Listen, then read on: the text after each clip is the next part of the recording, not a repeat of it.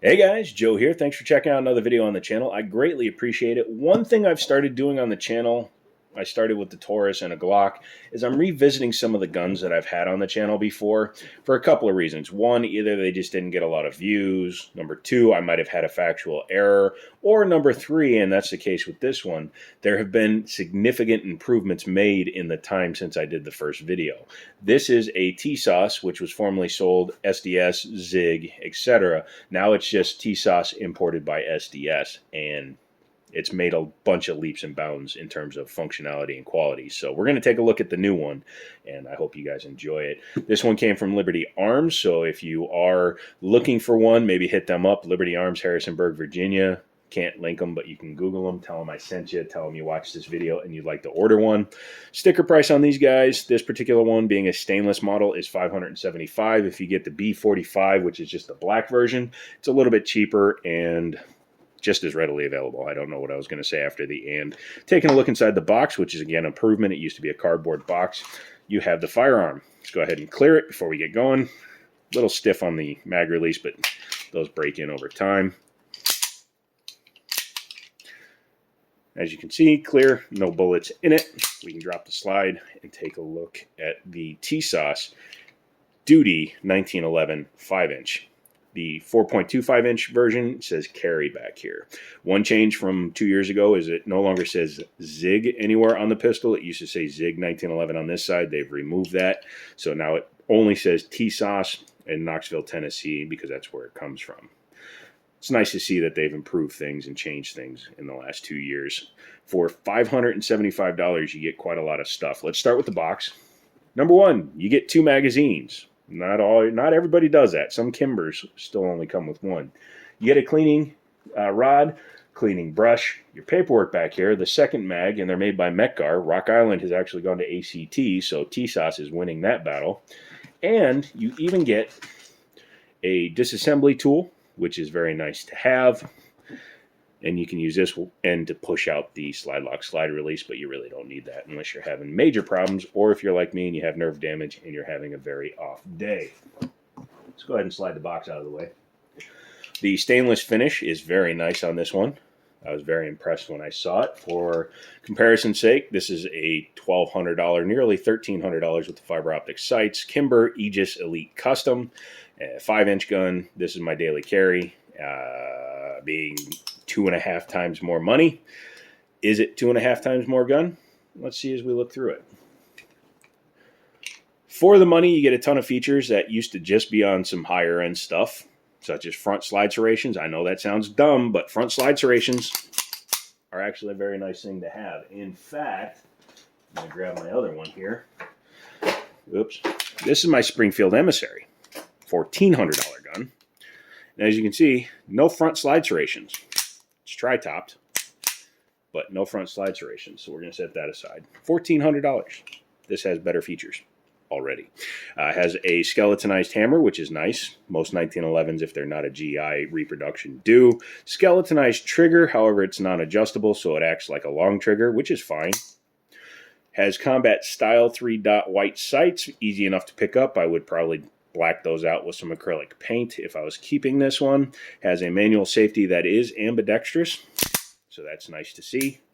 Lefties can use your thumbs. Now, a lot of my guns don't have ambi, so I've learned to just run them over the top, or you can just use your finger.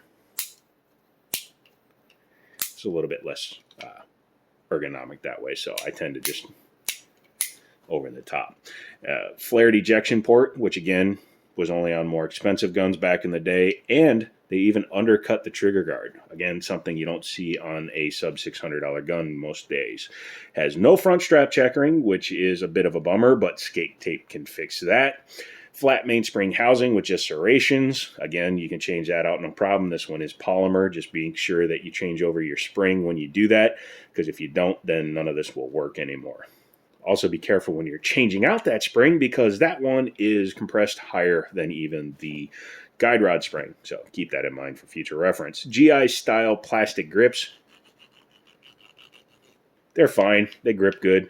They use a flathead screw on them, kind of imitating GI style. One interesting tidbit that I realized, or I found out from watching other people, is that a factory GI style, like an original 1911, that groove is actually a little bit bigger, so you can use the casing from a 45 ACP to tighten your grip screws, but it's a little bit too tight on this reproduction. That's fine. I usually run Gunn.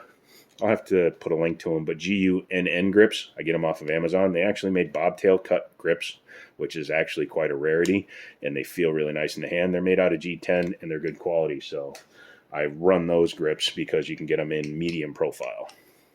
But the standard ones, you could live with them if you had to.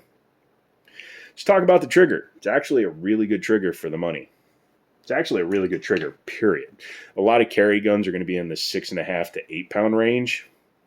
Your Glocks are like a 6 pound trigger. Some of the bad polymer guns can be up in the 8 pound range. Some of the junk 1911s can have like a 9 pound trigger. I think Honest Outlaw had a 1911 that was running like a 10.5 pound trigger.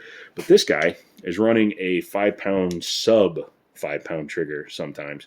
It's just a Chinese trigger gauge, but if you pull it enough times, it averages out fine. Helps if you take the safety off. There we go. So let's go ahead and pull it. 5 pounds, 2 ounces. I've seen as low as 4 pounds on this gauge, but that's why I like to do a lot of averaging. Yeah, 4 pounds, 8 ounces. I've seen 4.5 to about 5 pounds on this particular handgun. 4 pounds, 8 ounces. One more. 4 pounds, 8 ounces. So yeah, it's actually pretty consistent. My 1911 Kimber, I keep saying my 1911, I have like a ton of them, but my Kimber has a fully tuned trigger. I've changed the springs. The bow of the trigger itself is a different one. So this one runs a 2.5 pound trigger. So that's like match grade. This is great for carry. 4.5 to 5 pounds for a carry trigger is like phenomenal. Very easy to use. Reset is right at the break. Go right into the next shot. Cannot complain about that trigger at all. Again, $600 gun. If you go back to the old video, you'll hear me complain about how dry that gun was. This one right out of the box. You hear a little bit of metal on metal. And again, if it was my gun, I'd be tuning it right out of the box. But man, they actually learned their lesson. They put some lube on them when they ship them. So if you make the mistake of going to the range without lube, you can actually use the gun out of the box without using engine oil. Ask me how I know on an AR-15. But yeah, much better in terms of the fit and the finish. Doesn't bind up. One of the dangers you run into with a true stainless gun is that you can get galling of the metal. That's when the metal on metal is rubbing together and little itty bitty pieces of metal are being basically turned into like bearings or balls, and then it can jam up the gun. I just did an Automag 3, which you can check out, and it had that problem. It had galling of the metal and actually seized the slide to the frame. Yeah, overall though, for what you're paying, it's a really nice gun. One thing I will say, some of the parts sound a little cheap when you compare it to like a $1,400 gun. Or even this one. But you can't complain about the value you're getting. Let's go ahead and take it apart, shall we? Go ahead and make sure it's clear. Yep, we're good. Then we're going to lock the slide back. Take a magazine base that's polymer, which is more convenient to use. By the way, $1,400 gun, $600 gun. Both use Mechgar. But anyway, go ahead and grab your magazine base plate, push down on your plunger. Don't let it go flying, otherwise you got to go find it. Being a half-length guide rod, it doesn't go through it. Makes it a little bit easier to handle. Take that off, drop your safety, bring your slide back.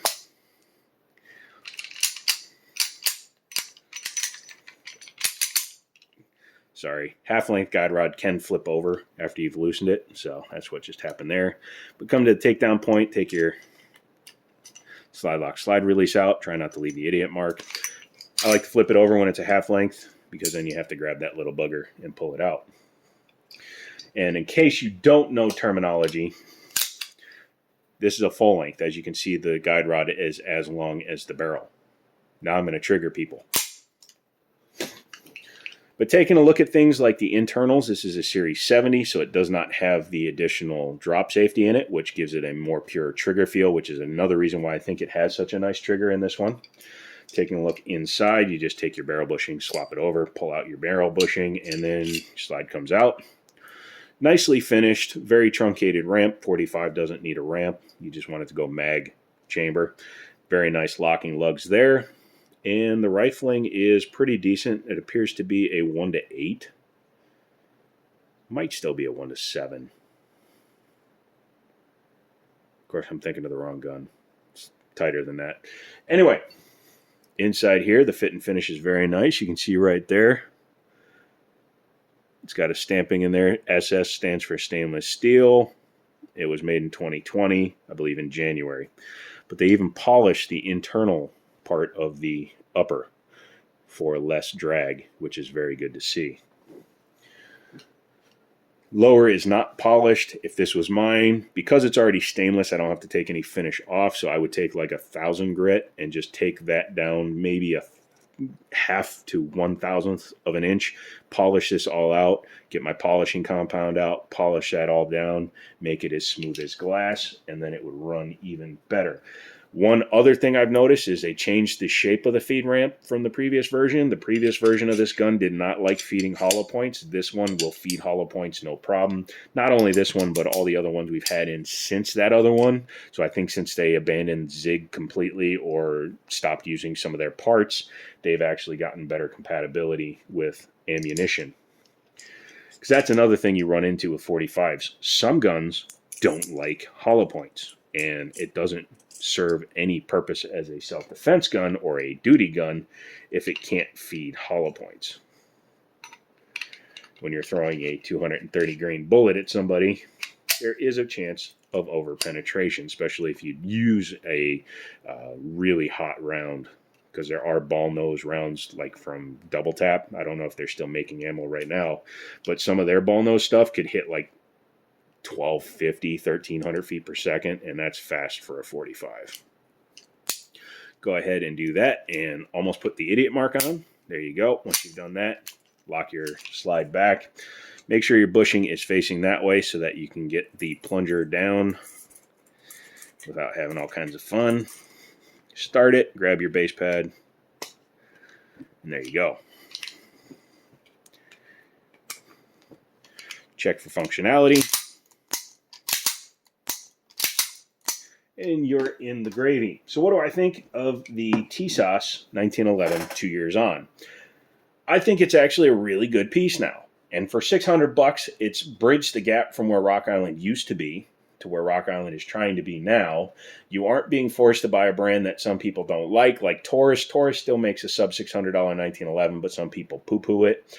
Tisas is good. Obviously, Gerson with their 1911s, those are a great value as well. I'll have to do a review of one of those. That was almost terrible English, and then we'll check them out. I may buy one of these just to do like a 200 round comparison to a Kimber, which is supposed to be a Jam-O-Matic, and see which one is actually more reliable. Here's a hint. This one's been tuned. But yeah, for $600 or less, and again, depending on what you can find it for, you may be able to get it closer to $550 or $500. If you can do that, highly recommend picking up one of these guys. If you have one, let me know how it's shooting. If you have one of the old Zig ones, let me know if you're still running into problems. I'd be interested to hear that. Come back for another video, and as always, I'll talk to you later.